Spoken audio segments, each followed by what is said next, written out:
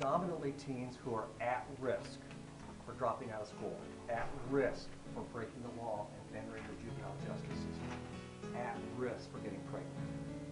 They're not really connected to school. They're not connected to sports or bands or clubs.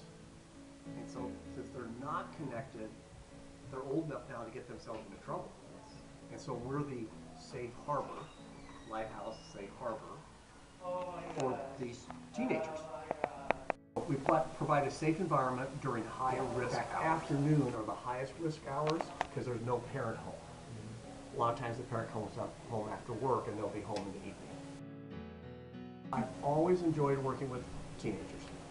And I was working in our family business, and extracurricularly, I worked with our church youth group.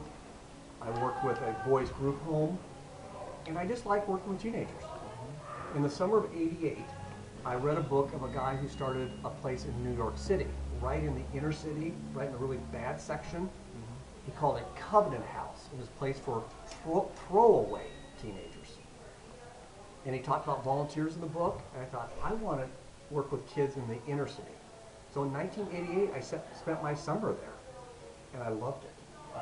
Had a great experience, bonded with the kids, inner city, came back to Lincoln, went back to my job, and people thought it was weird that this white middle-class kid went to inner city New York.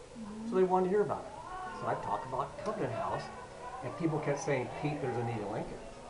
I was like, really? So my wife and a friend of ours started researching the need, and what came back was, yes, Lincoln needs an after-school program. A lot of programming for little kids, but once you get to middle school or high school, if you're not involved in organized sports or band or any of those things, there's nothing to do. So our community needed an after-school program. So it took 2 years to open up LightHouse. So in 1990 we opened, and it has been busy ever since. Raising money. Every year, gotta raise the money. Now it's not as hard because we've been open 24 years. People know we do really good work, so the money comes easier. But it was hard. And then finding a location for LightHouse, because a lot of people agree in theory, yes, we need that program, but it's called NIMBY, not in my backyard. I don't want those kids in my backyard, but we want the program. Then we want to help, but not get our hands dirty. Exactly. So then it was hard finding a location. But once we did, and once we started raising the money, and then the other thing is finding really good quality staff.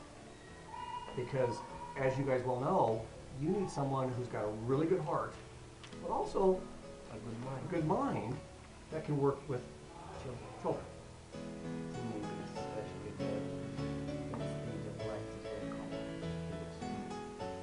And my last question, what was the first success of a child who helped go to school and that because that depends on it? You want to make me cry? No, I'm just asking. Small to big. First year we decided to give t-shirts as a Christmas present. One of our girls said, this is my only Christmas present. My mom gave me a carton of cigarettes, and that's it. That's sad.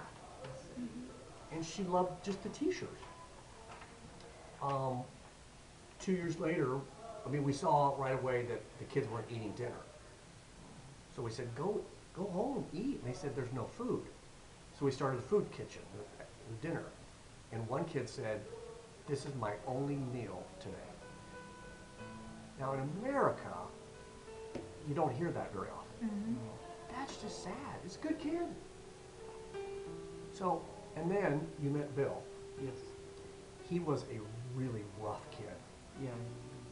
Fights, dropped out of school. We saw a good kid, said get enrolled, come to LightHouse, and he did. And graduated, and now he's our executive director. And 5 of our staff are success. So it's powerful. It's very powerful. But where does success show that there must be error or failure. So I would like to know if there was such story and how did you do the first failure? I'm going to put quotes around failure because I never know it's a failure. We do a lot, so we say, you know, kids having kids is not smart.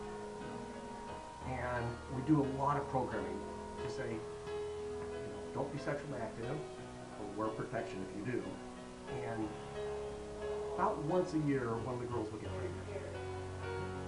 You know, I don't want to say that's a failure because that's a brand new baby, but it's going to be tough on that mother, you know, from here on. Working with a kid, and they drop out and they get involved in negative activities, so we don't see them again, but we hear about it. That hurts. That hurts. And you know, just their momentum was so much this way that, you know, you can't save everyone, but it still hurts when you don't. Yes. One of our kids, about 2 years, 3 years after LightHouse, was like 22 maybe.